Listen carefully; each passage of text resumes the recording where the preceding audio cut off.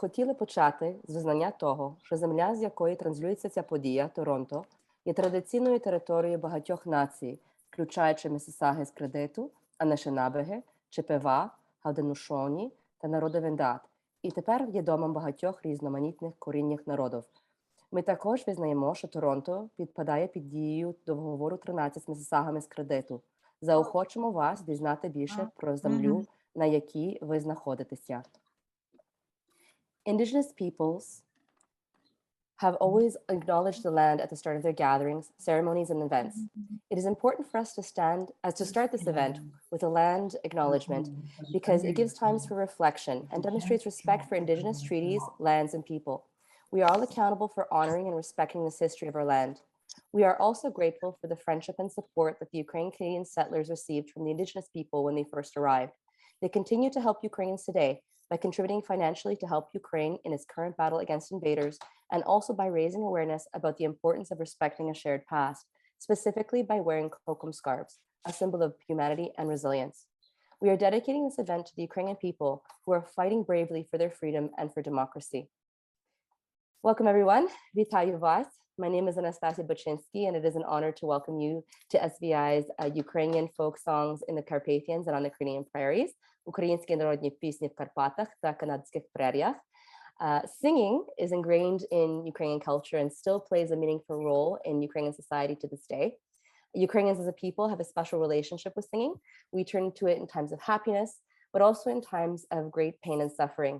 We find singing specifically cathartic because the power of Ukrainian music is not in the beauty of a single voiced melody, but in the heart-wrenching, goosebump-inducing power of a multi-voiced harmony. When we sing together, we complete each other. The harmonies unite us and we become one, sharing the burden with each other. It is healing, empowering, and cleansing. We especially turn to music in times of war.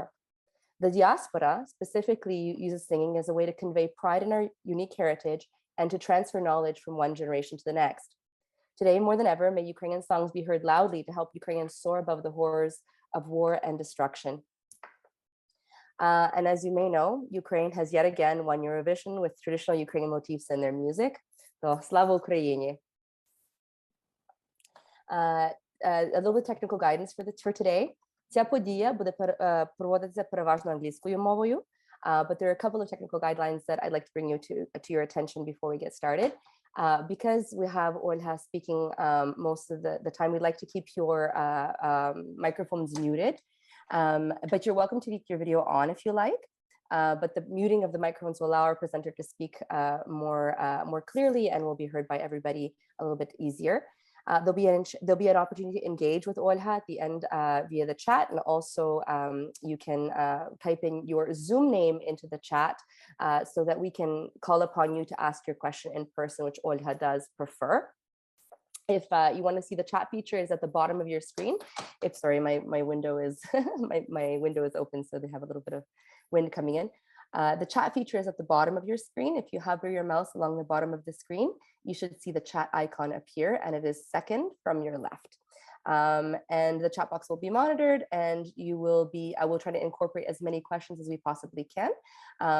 And again, if you have questions, you can put them in the chat and add your Zoom name or add your Zoom name saying that you wish to be called upon at the end when there is time for questions.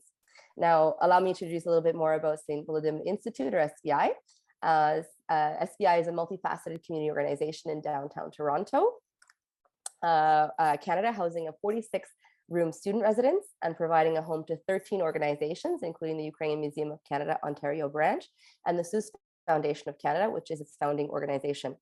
SVI is also a public cultural and educational center with a theater, library, and event spaces, and it is a community hub offering cultural programming, Ukrainian language lessons, and social events. Cultural programming is a key to SVI's mission, vision, and legacy. It's a key to strengthening the identity and community of individuals of Ukrainian descent while making an important contribution to the national culture of Canada. Now, allow me to introduce you a little bit about Olga Zaitseva-Herz. She's a very talented and knowledgeable guest, and Olga is an internationally recognized folk fusion artist and is the band leader of ZAITSA. She is also a Ph.D. candidate in Ethnomusicology in the Department of Music at the University of Alberta, and a research assistant at the Kule Folklore Centre. Olga has a near and dear connection to SVI because in our library, she found a book on Ukrainian immigration songs that inspired her entire thesis. And the book was called The Immigrant Songs About the Old and New Country, collected by FEDIC. She is now working on the topic of Ukrainian Canadian immigration songs and is researching the field recordings of Dr. Robert Bogdan Klimach, who recorded over 3,000 Ukrainian Canadian songs of the first and second waves of immigration to Canada. The originals of these recordings are held in Ottawa, but copies of these recordings are now deposited in the Bogdan Medievsky Ukrainian Folklore Archives at the Kule Centre at the University of Alberta. And so she has direct access to this collection for her work. Olga and ZAITSA's main mission is to preserve and make visible the Ukrainian folk songs she finds in the archival collections. And for this, she rearranges and performs old or forgotten Ukrainian folk songs to give them a new life. And their performing style is heavily influenced by jazz. And I'd like to add, she also plays the theremin, which is very, very cool. And I can't wait till she comes to Toronto to watch her play the theremin live. It's very exciting that Olga is here with us today. And вітаємо тебе, Ольгу. Запрошуємо до слова. Hi, Anastasia. Hi, everyone. Thank you so much for this beautiful introduction. Thank you. Thank you, everyone. Thank you to St. Vladimir's Institute for the possibility to have this chance to be here today and to talk a little bit and hopefully to chat a little bit at the end. Today I'll be talking about Ukrainian songs in Ukraine, Ukrainian songs in Canada. So now I would like to share my screen.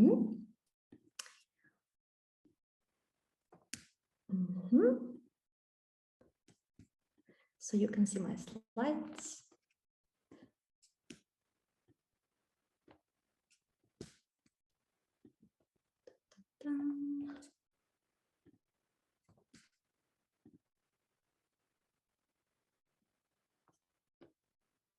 So,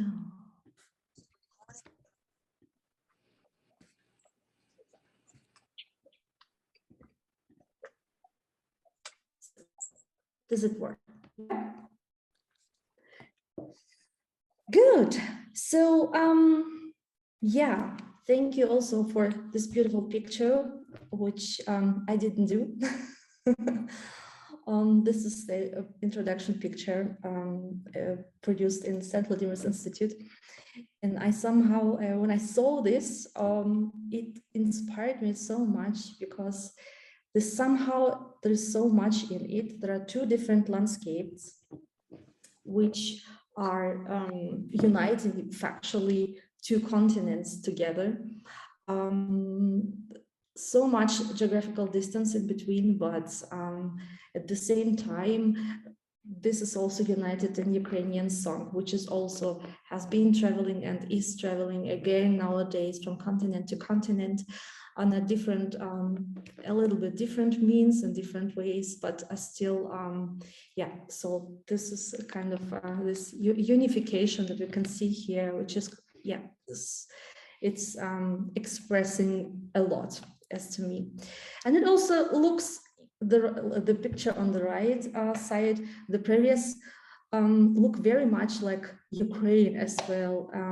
It looks very much like the place where I come from. I come from Ukraine and from the Dnipro. And this is a very similar landscape as we know. So this picture, I love to start my presentations with this kind of picture, which kind of helps us to imagine the way that Ukrainian immigrants went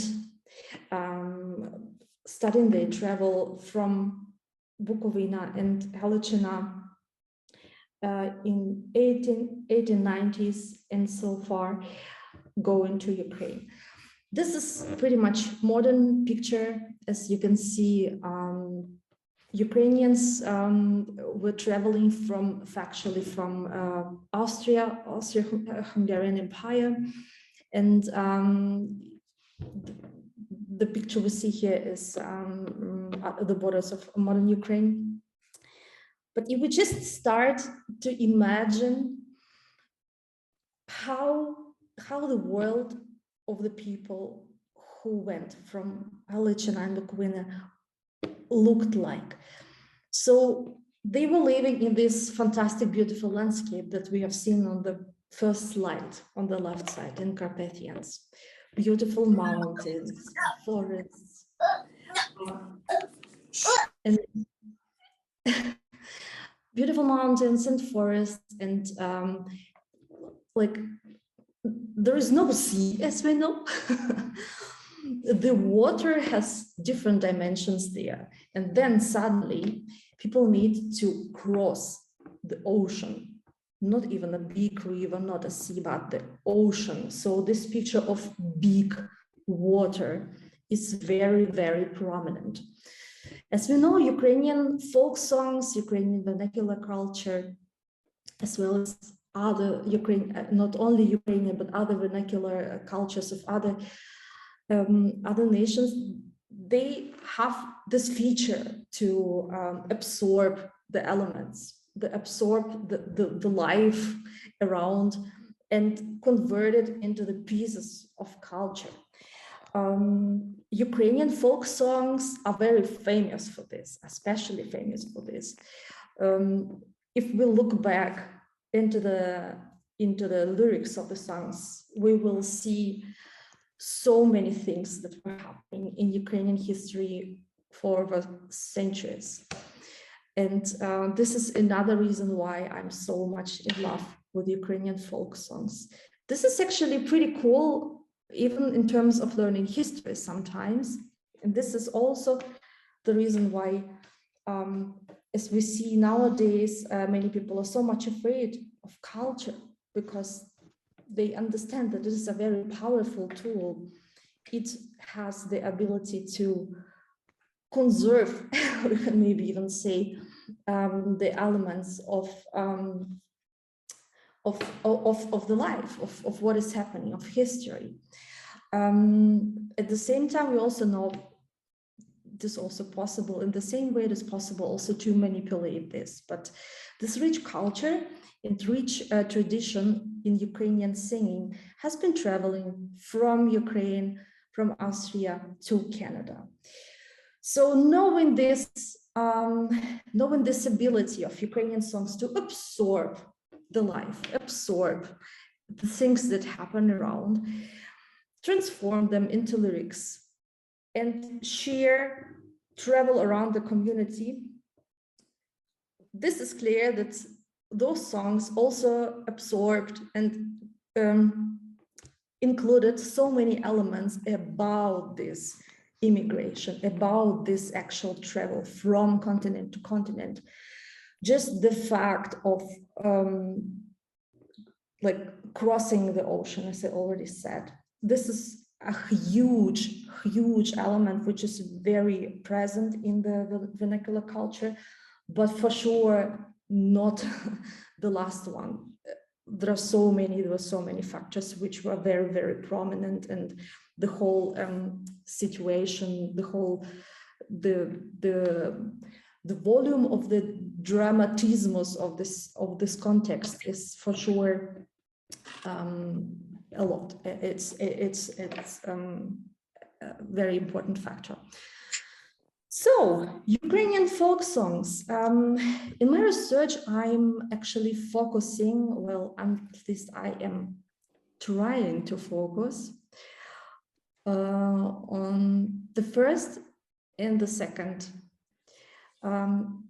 waves of immigration to Canada. We know in scholarship, it is always better try to focus on something, otherwise it's very easy to get distracted because everything is interesting and somehow involving. And my topic is, I'm studying the songs that were transplanted from Ukraine to Canada by the people who came with the first and the second immigration waves. This is for sure difficult. It is difficult to clearly absorb and say this is absolutely everything, and because this is not a jar that closes and those are songs that were transmitted in this year, those are songs that were transmitted in that year. So this is vernacular culture. It was a very living, like vivid process that was transforming through the years. And for sure, there were songs that joined the repertoire of Ukrainian people and Ukrainian communities that entered the collection or repertoire of people from many different sources, not only Ukraine itself, not only Halachina and Bukovina, but many other communities, many influences that impacted people in Canada already. And this is also something that I'm looking into. So the songs that traveled to Canada included many elements that people were sharing, wanted to share. Sometimes intentionally, sometimes not, because the same thing as with lyrics, the vocal tradition and vocal the ways of singing, they are very rich. There are so many of them in the world, and they are also changing. So this is also something, not a small topic. I won't be able to cover this in this lecture only for sure, but I will try to touch different things and different topics during this one. So people that came from Ukraine to Canada during the first and the second immigration waves brought rich repertoire of Ukrainian folk songs.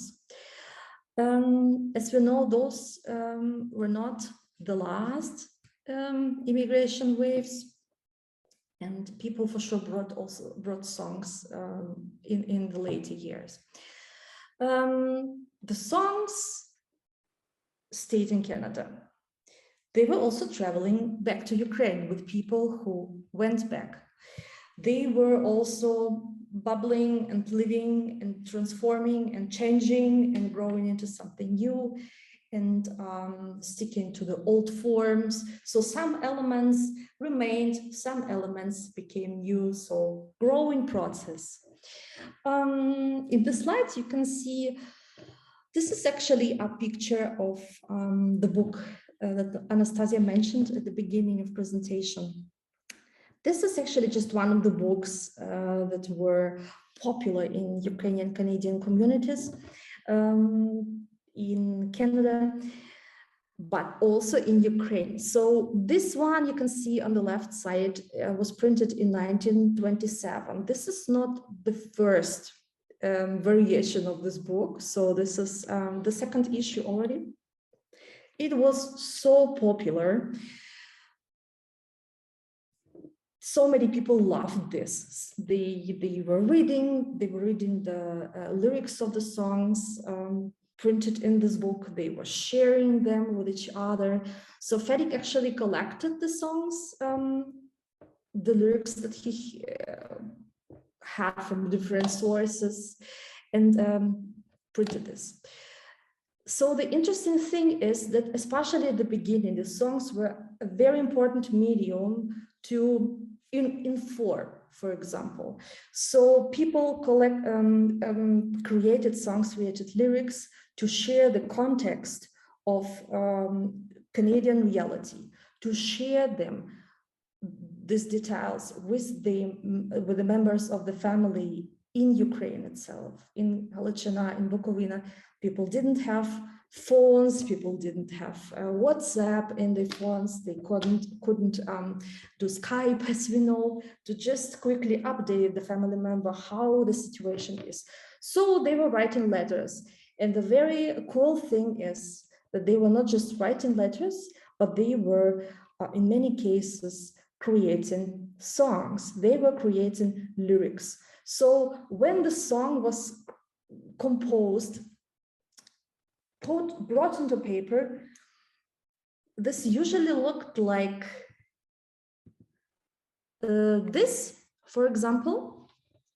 I mean, this is a printed and for sure many times edited version, but the elements that we can see in, for example, this case, those elements are also to find in many other sources that we can find from this period of time. So the interesting thing is, like, one of the interesting things is the way verses are composed. So they have 4 lines. They have a structure that a person can read. Person that receives this letter from Canada can read and match this with the melody he already knows. So in other words, people, the family members in Ukraine, received the lyrics and created the song in their head at this time, at this moment, and was sharing the songs in the community in Ukraine with family members, friends, and so on. The funny thing is, the person who was composing this song, so creating the lyrics, maybe had the same melody in head, maybe not. The thing which is clear, the form of the lyrics was usually a guarantee. It was a guarantee for the fact that the melody will probably match.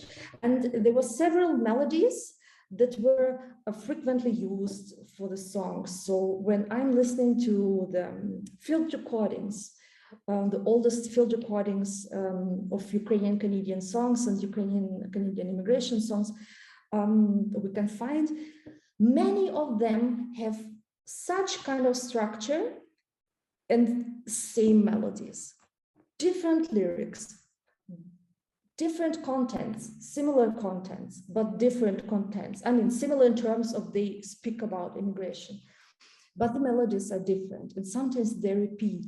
So this is one of the interesting features. Another thing is, if we read the lyrics, we will see, so the person who is kind of speaking through the song is speaking to his family or her family,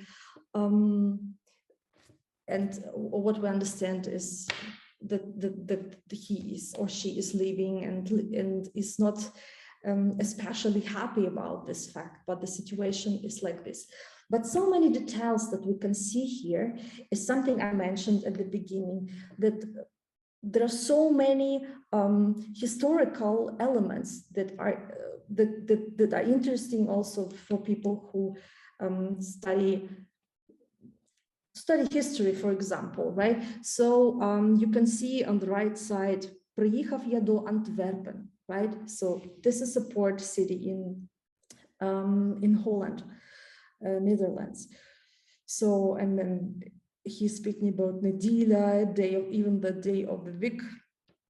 And the next verse, he's speaking about, again, the day of the week and even the time of the day, so breakfast time, right?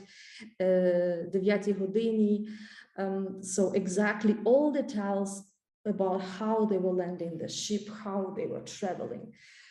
So this is for sure also a sign, like this kind of shares with us the fact that if the person shares such small details, tiny details about something that was happening to him, this probably also means that this was a very, very meaningful situation, very meaningful act. And I mean, for sure, we know that this was very meaningful for somebody who is living in the country and traveling over the continent, is afraid of water,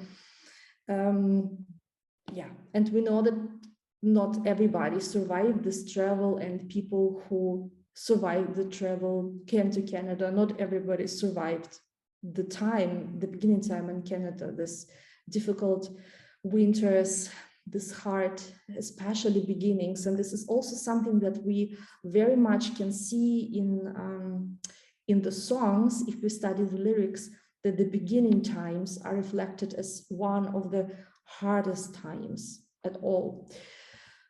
So, for example, this is also from Felix's book, Пісня 12. They are all like have names as like song number 12, number 13. They all speak about this immigration experience, and many similarities with the first one that I showed you. Also verses that would match the constant repetitions of the same melody. So I marked with arrows 2 verses that I especially wanted to mention, to highlight. So we can see the verse: «Ой, Канадо, Канадочко, яка ти зрадлива, не одного чоловіка з жінкою розлучила». This is interesting that there are so many songs that actually start with this verse, songs that appeared in the later years. So, for example, the collection of sound recordings that was created by Robert Klimash in the 60s. He recorded the songs in Ukrainian settlements in Canada from people who were mostly there starting from first immigration wave and second immigration wave, but also the children that were already born in Canada. They sang songs, many of them were starting with this verse. This is very interesting. So there are some verses, if you look around, I mean, this is one book, there are many more. There are definitely many more of them, but we can really see that some parts were somehow, for some reason, used as beginning parts of the songs. And as we know, vernacular culture, songs, folk songs, they live and transform, they change. Sometimes when the same person was repeating the same song, for example, what was usually happening during the field work, for example, a woman is singing a song and then she forgot the lyrics, for example, in this third verse, say. Then she says, oh, well, I'm gonna start once again. Я ще раз спою. And then she repeats the same song, and then she suddenly sings another lyrics. Things happen. I mean, and this is not something that was confusing her, and it was not something that happened just once or twice. This is just a usual thing for folk songs, but also somehow very beautiful. And as to me, it shows and highlights the living material, or the living body of the fact that it lives. So it's not something which is steady and forever ready to go. So yeah, so another verse is «Ой, ходжу я по Канаді, та й милі рахую. Де мене нічка захопила, там переночую». So this is also one of the verses which are very, very popular. According to what I found out from the material that I was studying, those verses are opening verses. So they are also kind of offer the material to be used as the beginning verse for the song. For example, if we say the person is starting the song with the verse «Ой, ходжу я по Канаді, та й милі рахую, де мене нічка захопила, там переночую». So we can kind of understand the situation. The person is in Canada, та й милі рахую, so it's not a super very happy life. Де мене нічка захопила probably doesn't have a home. so far it looks like, or a person who needs to travel a lot, maybe do different jobs here and there. And yeah, so the following verses were usually, they were of this, oh, somebody speaking?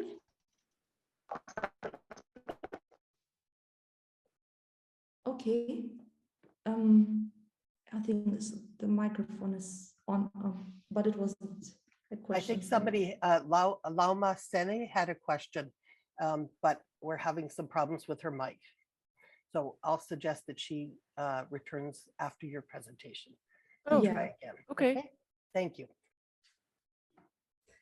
Oh yeah, I'm looking forward to speaking to you, and if you have questions, we'll definitely come to them at the end of presentation.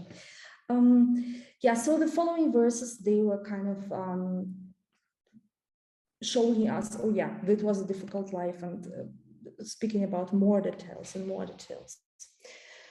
So yeah, so this is, by the way, the book. Some of the songs collected by Robert Klimash in the 60s in Canada, they were printed.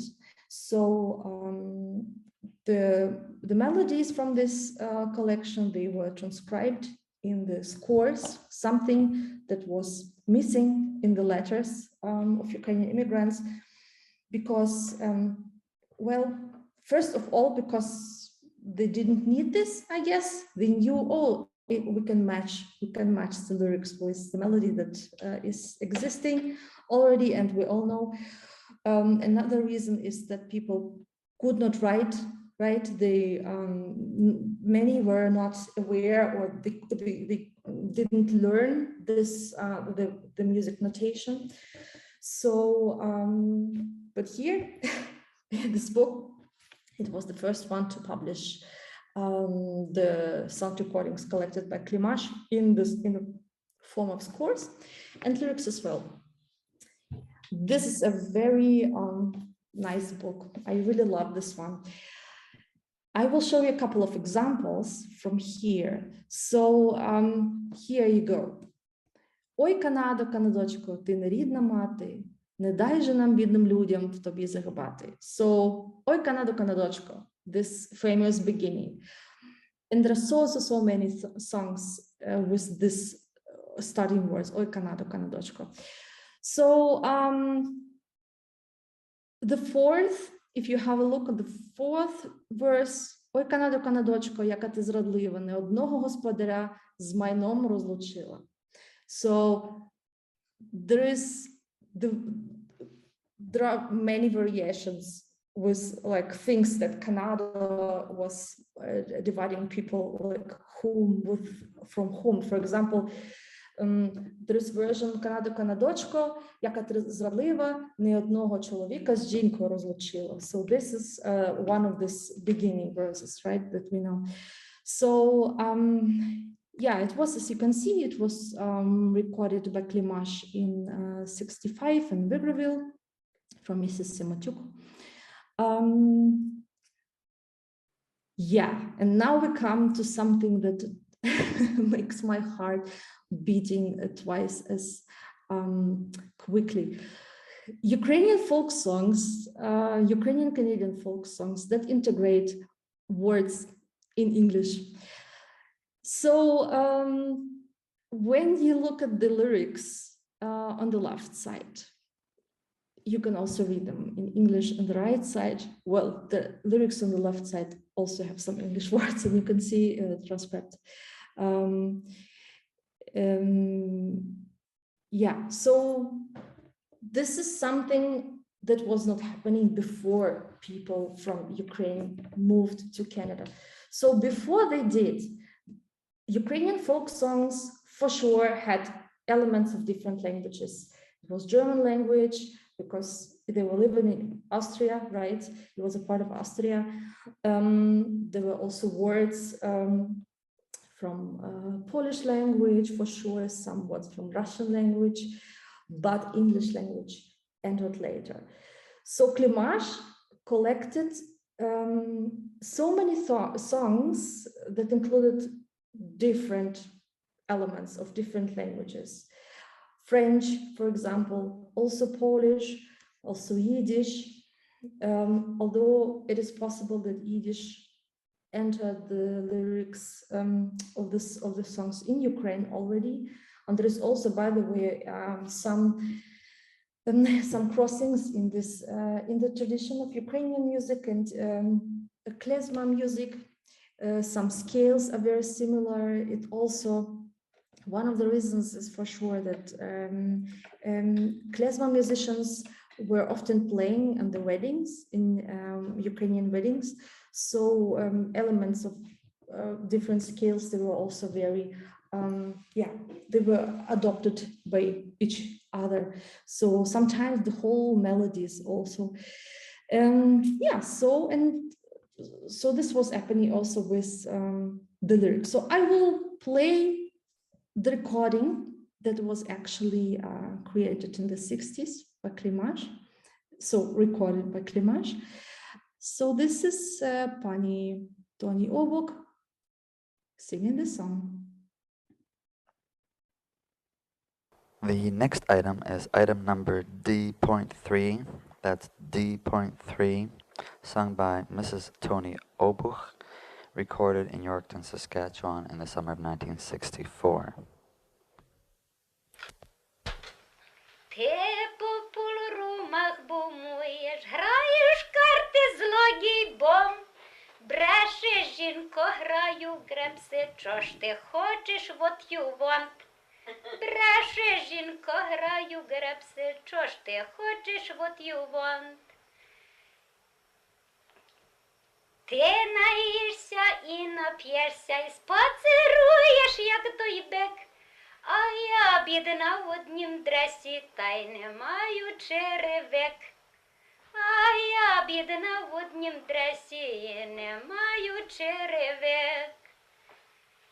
Я за тебе вийшла заміж, щоби мати маєнгом. Нащо мене зачіпала, як ти знала, що я бом? Нащо мене зачіпала, як ти знала, що я бом?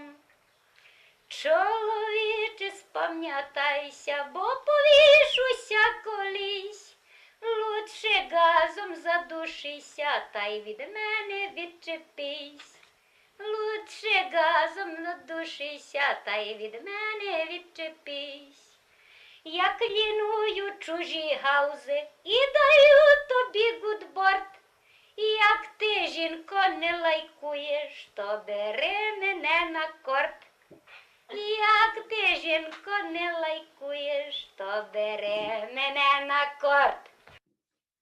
Yeah, so very beautiful song, expressing a lot of elements. So I think it's actually possible to write a dissertation only about this song. But we will go to the next slide. So this song is about the fact that Ivan Bulka married an English girl, and there are so many elements that are, you can also write a dissertation about this song as well, about every song actually.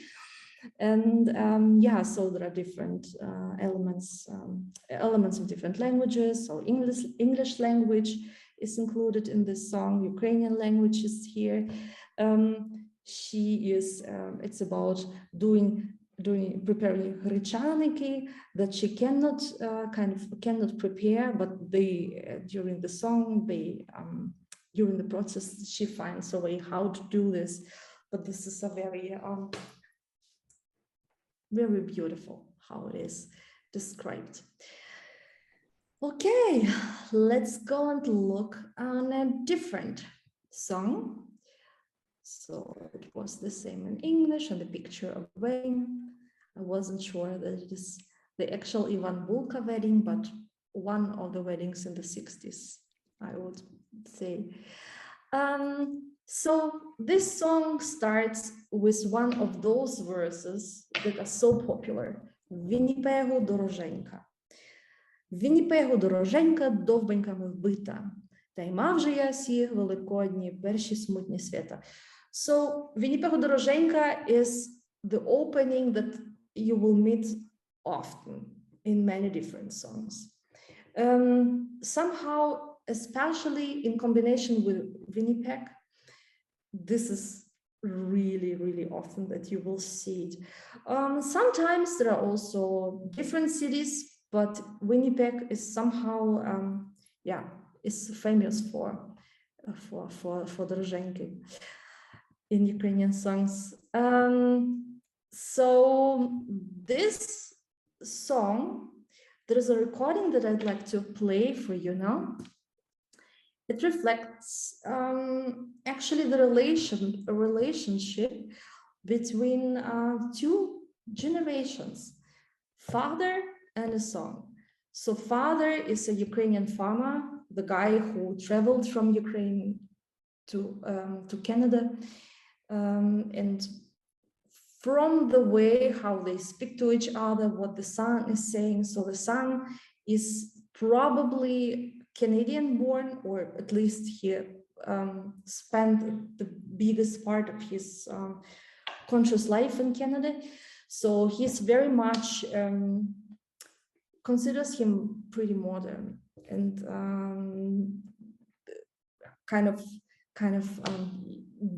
doesn't want to, or doesn't understand his father. So I will just play it to you and you will hear it by yourself. It is also recorded in the 60s by Klimash.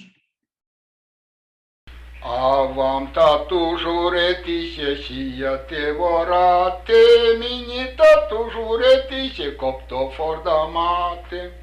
Буду я стирувати, а світ гарт робити, тато біжу за мною ззаду, хочуть мене бити. Приїхав я додому на 2 годину, мені тато не забув мене за чуприну. Злапали мене за чуприну, та й на мене сіли, а я кажу, тату, станьте, купіть газеліни. Став я в неділю рано, зібрався на шпорта, та й пішов я до Греджу кренькувати Форда. Накренькував того Форда, та й пустив на гаєр, яким заїхав фенс, та й збастував таєр. Лайти місця попсували, не видів дороги, яким вдарив телефон повз, та й покрутив ноги. Приїхав я додому, покручені ноги, тато каже, продай Форда, та й дай на доктори. Шкода Форда продавати, бо Форд добре робить, а я ногу шпайку зіблю, та й найдалі ходить. Мусів Форда я продати, дати на доктори, заграйтиме музиченько, конець віватовий. Yeah, so Ford is a very big topic in this song. And yeah, I mean, there were no Fords for sure in Austria before people came to Canada. I mean, like they didn't possess them for sure. They started including these elements in Ukrainian songs in Canada. Yeah, so there are so many beautiful examples, and but I know that you would like to sing a couple of songs. Actually, I was told that you would like to sing a couple of songs, and I prepared some slides for you where you can follow the lyrics. I have invited a superstar who is playing guitar for me, so we would like to play the music and sing the songs, and you are very welcome to join us. Let me go to the slides. Dun, dun, dun, dun, dun. Yes. So this is what I wanted to show you actually before we start to sing. So you're probably aware how the memorials in Ukraine nowadays look like. So those are sandbags that's supposed to protect them from missile attacks. And this is one of the pictures I've seen on internet, and I thought this is so powerful. And so what we can do to prepare to protect Ukrainian culture, one of the things that we can do is actually practice it, because it lives when we share the songs, when we sing them, when we give them life in our daily lives. So this is what we're going to do right now. So you're welcome to join us. And this is a superstar who I promised you earlier, Marek Herz. Hello. Yes, so thank you, Marek, for joining us today. Yeah, you're welcome. The song that we will play now is called Ою гаю при Дунаю. So you can see the lyrics on your screen, and you are very welcome to sing it with us.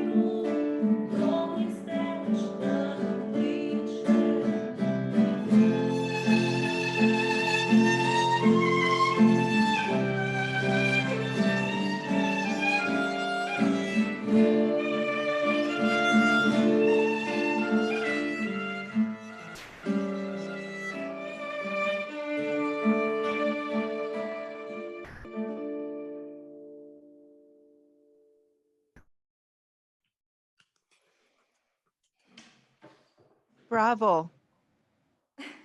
Thank you. Bravo, bravo, bravo. Thank you. Thank you. Very, have very, very moving. Thank you. Thanks Very so much. moving. Very well. Is it possible to get the music somehow? Yeah, sure, absolutely. It's actually available everywhere. So if you'd like to get the music from our band, from ZAITSA, you can get it on Spotify, on Apple Music. No, I meant the sheet music. Yeah. Play it. In Oh, terms of for this song, you'd like to have the music scores. Yeah, to the sheet music, to be able to play it Yeah. on a violin. So I think it's available somewhere on YouTube, actually. Oh. Not YouTube, sorry, on internet. Okay. But I didn't look into this actually. But I'm sure this song is actually pretty popular. So if you now I don't Name. What's the name of the song? I'll write it down. If you see my slide, can you see my slide? Yes. Oh, okay. It's still up there. Oh yeah, because I've got you. Let me pull it up. Oh, here it is. Yes. Oh, okay. So that's the song. Great. Yeah, exactly. Yeah. That's So maybe you have noticed that in the second verse I replaced, not only in the second verse, maybe I replaced a couple of words here. So I actually just sang Mela воює instead of гуляє. Somehow I remember we had a performance some weeks ago, and I thought that this would actually match the context of nowadays way more than гуляє. And then I thought, oh, but this is not the song. And it was like kind of a dialogue with myself that I was thinking about. And then I thought, hey, this is actually a folk song, so you can actually match the words as you like, if you feel the context does it. And this was just that I just wanted to share with you this situation, because it was at the same time somehow unusual, because when you see the piece, when you get the scores, right, or I mean, we didn't get the scores, but you see the lyrics, and then you kind of and then you sing it. And at the same time, this is exactly what was happening with Ukrainian folk songs, not only Ukrainian, but this is how the vernacular tradition works. The people take the song and then they assemble it with the words, with the context that matches the actual situation best, and then they practice it. So this is what I just did. And what is the name of your group again? I was struggling with getting the Zoom to work, so I missed a big part of it. Yeah. So my band is called ZAITSA, but we actually will have some time to speak at the end of the presentation. Okay. If you like. Great. So so just stick with us for a little bit, and wonderful presentation. Thank you. Are you going to sing again? That's the plan, yeah. Oh, good.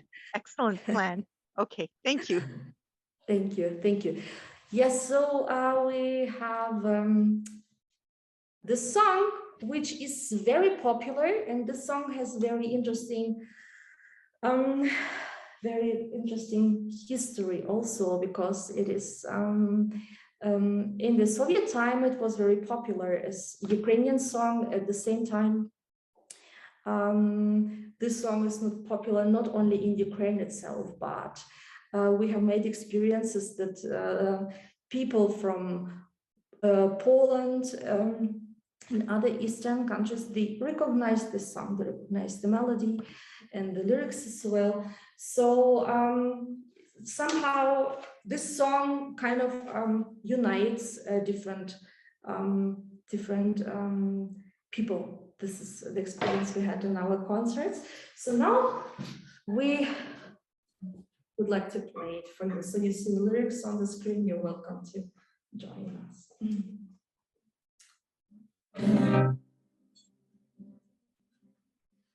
Ne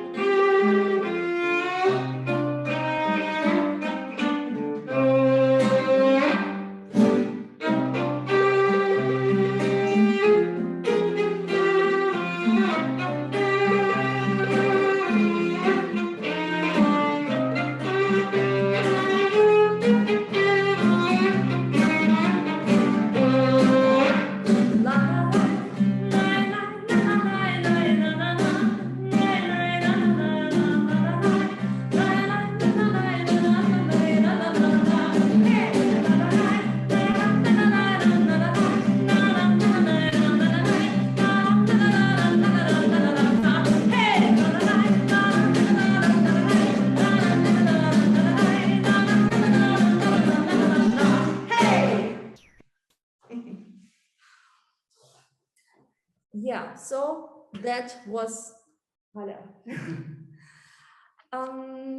yeah. The next song we'd like to share with you, sing with you, is so popular. There are so many versions of the song. I mean, I actually don't need to say that there are many versions of the song if the song is popular. So yeah, this is factually the same because it, as I was mentioning before, the living process of a song is actually a transformation. So this song is speaking about the life of a woman. This is not a happy life, as we can hear from the lyrics she is sharing with us. And there is actually the whole, we could say, group, if you wanted, if you wanted to kind of more structuring the songs, group or blog in Ukrainian songs about that deals with life, with the sad, difficult, hard, horrible life of Ukrainian woman.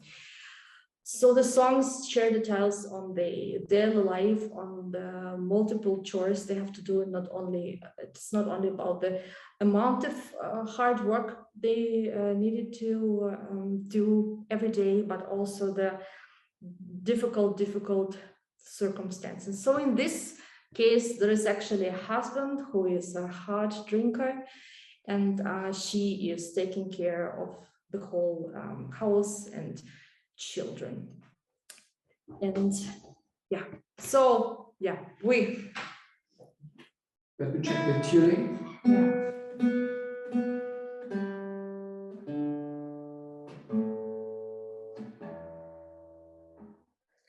We welcome you to sing the song with us, as always.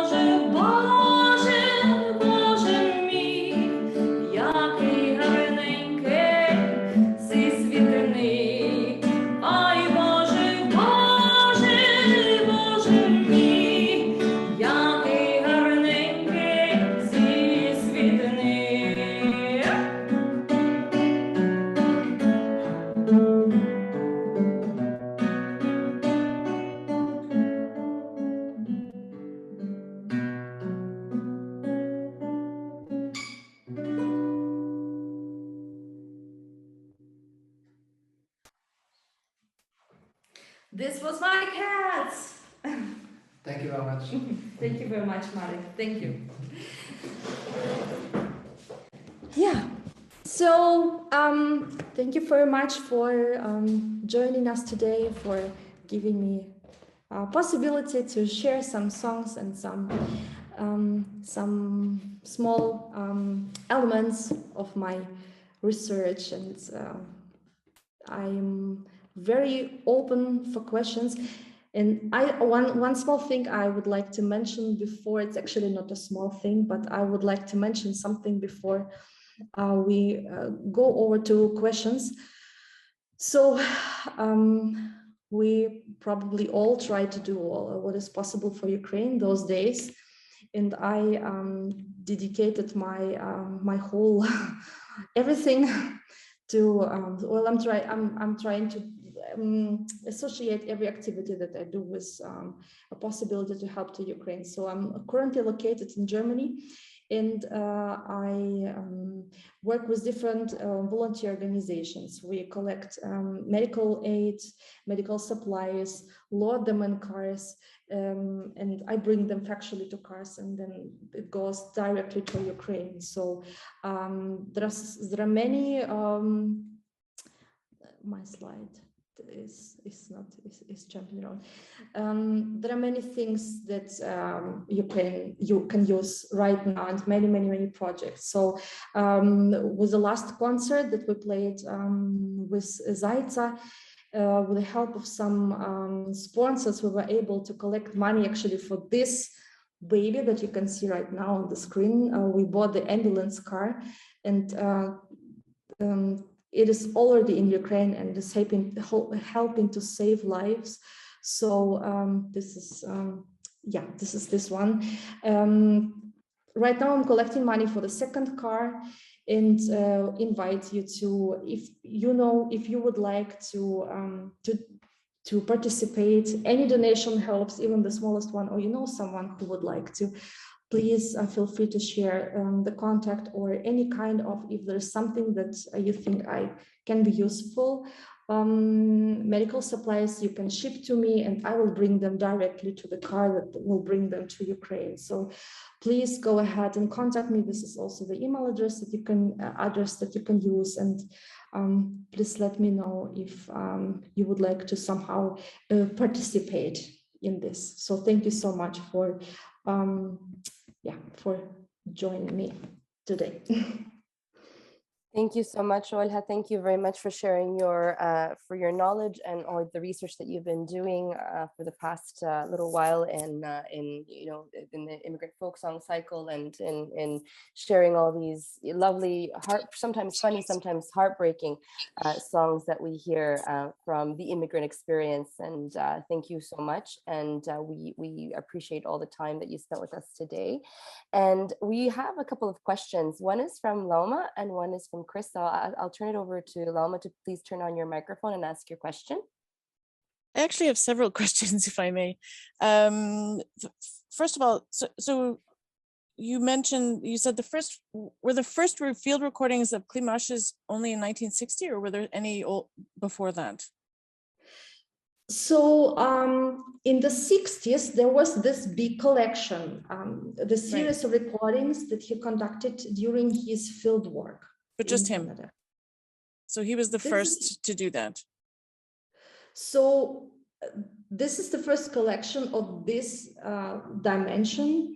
There were some recordings that were done before by Laura Bolton, and they are actually accessible in various archives of Canada. So if you just put Laura Bolton and recordings of Ukrainian songs, so you will find her. Also Rudnitsky, but unfortunately the recordings were lost. So those would have been in the 60s also? Those were earlier. Those were done earlier. Okay. Yeah. So did Klimache do any comparisons with field recordings from Ukraine? Or have you done any comparisons? Yeah, well, sure. There are so many things that you can compare. You're looking at something specific? I guess I wasn't looking at something specific. I guess I'm asking you from a background of a child of a displaced Latvian in Canada, and just how I've studied a lot how our songs have been recorded or preserved and such. And one thing which I found interesting is there often isn't notation put in, just the text, as you found also. And it's funny because it's the melodies that get lost, because it's supposed to be an oral tradition, but it's become on paper now. So, so do you find that, so if these were sent back in letters, the songs, you would assume that the person knows the melody, but that's not necessarily so, correct? There was well, this is the tradition, the way people share the songs. So they were singing them, in fact. And those songs, they were recorded also with sound later. So Klimash's collection is the first one that contains sound recordings. Right. And the thing is that even when songs were put on paper, so people transcribe them, there are so many things that are super hard to convert into the written variation. Little vocalese. For example, exactly, it's something like, for example, which is Galician singing tradition, super famous for, right? And at the same time, even if you notate it exactly the same, like as exact as possible, first thing, try to find someone who will understand what you mean with this, because there are always everyone had their own transcribing method. Yeah, and another thing that the elements of vocal presentation, they are actually not possible, so hardly possible to transfer into written variation. You won't be able to hear them factually, and this is the main thing that changes. Yeah. And so the first booklet then of just those texts was 1927, and that's the oldest one that's been found to this date in Canada. It was actually earlier in the century already. I think it was 1907, the first one. So and was there just as much of a transcribing and documenting tradition in Ukraine at that time, would you say? There are some collections indeed done by Rudnitsky. Oh, not Rudnitsky, Rozdolsky, sorry, Rozdolsky. Okay. Some recordings of like factual sound indeed, and but the lyrics as well. But this they were done on the wax cylinders still. So they are digitized. Most of them are digitized nowadays, but the quality of sound is let's say poor in comparison with those recorded later in different means. I should let someone else ask some questions, or I'll just keep going. Thank you. Well, thank you for questions. Very good questions. We could actually continue, like maybe on another day. But thank you. Lesia's next. Lesia, please. Okay. Thank you for doing this. This is really quite lovely. I have a question. In traditional Ukrainian folk songs, very often the songs have an intro that has something to do with nature, like Zatsvila roja troyanda, Zatsvila roja, and then they go into the song, or Oi nastupala ta chorna khmara, and then they get into the meat of the story. Did you find something similar in your browsing the collections of immigrant songs in Canada? Yeah, great question. Absolutely, yes. So those openings, they are also, this is a famous feature for many types of song, but also epic songs, something describing an element of a season maybe, or something, I don't know, like Наступила чорна хмара, something like that. And yeah, so what I mentioned before, about the songs that start with Oi Канадо, Канадочко, Ти не рідна мати, something like that. Oh, Canada, Canada, you are a stepmother. So something that kind of gives us a feeling of how happy that song will be or not happy, right? So if we hear like Chorna Khmara, so this would probably be a hard or like sad song. And similar thing with this Canada, Kanadoshka. So this opening kind of is definitely here, and is here one of the tasks of this opening verse is to kind of give us a small hint to the feeling of the song. Also, I really like that song about the Ford car. Me too. Yeah, Ukrainians tend to really love their ballads and crying, you know, it's such a hard life, but they also have a lot of humorous songs. Is that also something that you found in your studies? Humorous songs? Yes. Yeah. Yeah, so I mean, we could divide songs into religious songs, wedding songs, for example, like traditional songs, Vesnyanki, Hayivki, and the humorous songs are most of all the vivats, wedding vivats. So the most of the mixed songs or hybrid songs, or some say macaronic songs, where they consciously use mixed lyrics, very contrasting lyrics. They are all based on the form which was transplanted from Ukraine and what it was wedding vivat. So they celebrate in most of cases in this humorous song in a humorous way the best features of life from here and there. So this is the most frequent case, like this Ivan Bulka song, for example. Like, oh, it's wonderful. Different, but we manage it, yeah. Yes, thank you. Thank you, Lesia. I have, if I may, Ola, may I share something just on this topic? My father's Ukrainian comedian that does singing, and I'd like to just share something, if I may, because I think that the audience would appreciate it. Sure. Just in terms of the humorous aspect of our tradition. This is divorce in Ukrainian, and these are these vivats. They're the mixed, songs that you have. I'm gonna go get a divorce. Idona divorce, and the mixing of the languages, and it did continue in our canon good into the 80s, where we had songs that we developed, humoristic, mostly humoristic, where we mixed in Ukrainian Canadian elements and language. So it's a very, very vivacious tradition. It still exists, and it's pretty funny. So if you do like the humoristic songs, we do have sections in our books that are żartivlivi. We have joke songs. We do like to joke. We're a nation that does like to joke. So despite it all, anyway, sorry, I just wanted to share that with everybody. Next question is from Catherine. Catherine, please. Yeah, nope. Sorry. Yeah, no, I just wanted to know if you're publishing all this information in a book. Oh, thank you.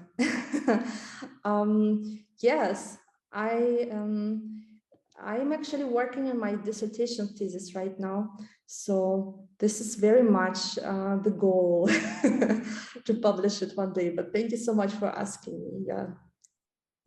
Okay, we look forward to it. Thank you so much. Thank you. And thank you. Thank you. It was fabulous. Just fabulous. Thank you. Thank you. Thank you, Olga. Thank you very much. I don't see any more questions in the chat, but thank you everybody for engaging fully with the material, and we're so happy that you came to this event. Thank you, Olga, for this. It was very enlightening. Thank you very much. And if anybody wants to post their reflections, you can send culturalsvi@gmail.com if you want to send us any reflections to this.